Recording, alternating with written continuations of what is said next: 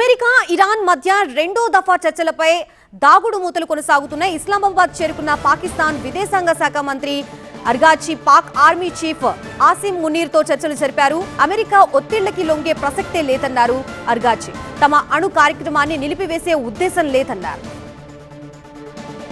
అమెరికాతో చర్చల ప్రసక్తే లేదని ఇరాన్ విదేశాంగ శాఖ ప్రకటించింది. పాక్ విదేశాంగ శాఖ ప్రతినిధులతోనే మాట్లాడుతున్నామని స్పష్టం చేశారు.